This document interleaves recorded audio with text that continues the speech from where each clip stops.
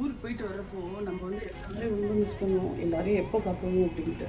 ஆனால் நான் மிஸ் பண்ணுறது எல்லாரையும் விட இன்னொரு விஷயமும் ஸ்பெஷலான ஒரு விஷயம் இருக்குது. அது என்னென்னா ஃபில்டர் காஃபி. அம்மா வீட்டில் காலையில் நல்ல கறந்த பாலில் ஃபில்டர் காஃபி போட்டு கொடுப்பாங்க. அதுவும் நம்ம ஊர் பத்மமோட அந்த காஃபி பொடி இருக்கும்ல, அல்டிமேட்டாக இருக்கும். கடவுளே இதெல்லாம் நம்ம அடுத்த வருஷம் சாப்பிடுவோமோ, அப்படி எத்தனை மாதம் கழிச்சு சாப்பிடுவோமோன்ட்டு வருவோம். இதில் ஊருக்கு வந்ததுமே டாக்டர் வாங்கி வச்சிருந்த பால் வந்து இது எம்எல்கே மில்க். ஓகே, இந்த பால் எக்ஸாக்டாக நான் ஊரில் சாப்பிட்ட அதே பால் ஃபீல் ரொம்ப நல்லா மேனிஃபெஸ்ட் பண்ணிட்டேன் போல இருக்கு. நினச்சது சாதிச்சிட்டுன்னு ஒருவோ தெரியல. அதே மாதிரி அங்கேருந்து வர்றப்பே பத்மம் காஃபி பவுடரும் வாங்கிட்டு வந்தாச்சு, ஃபில்டர் காஃபி. இதோட இன்னொரு டிப்பும் சொல்கிறேன், கேட்டுக்கோங்க. அந்த கடையில் காஃபி வாங்கின அந்த அண்ணாவே எனக்கு சொன்ன டிப் அது.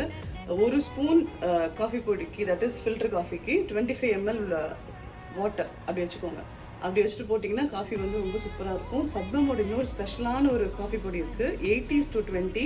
அது நீங்கள் ட்ரை பண்ணி பாருங்கள். ரொம்ப அடிக்காது, ரொம்ப ஸ்ட்ராங்காகவும் இருக்காது, ரொம்ப சூடிங்காக இருக்கும். ட்ரை பண்ணி பெய்டு ப்ரொமோஷன் அதெல்லாம் ஒன்றும் கிடையாது. நான் நல்லா டேஸ்ட்டாக இருக்குது அப்படின்னு சொல்லி நான் ஃபீல் பண்ணதை கூட நான் ஷேர் பண்ணிக்கிறேன்.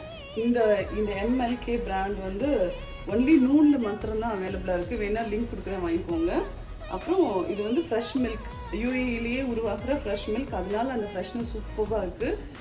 ஆடு படியுது எனக்கு. அதில் வந்து வெள்ளையாக தான் இருக்குது. நம்ம ஊர் மாதிரி இந்த லைட்டு மஞ்சளாக அப்படிலாம் இல்லை, வெள்ளையாக தான் இருக்குது. ஆனால் ஆடு படியுது.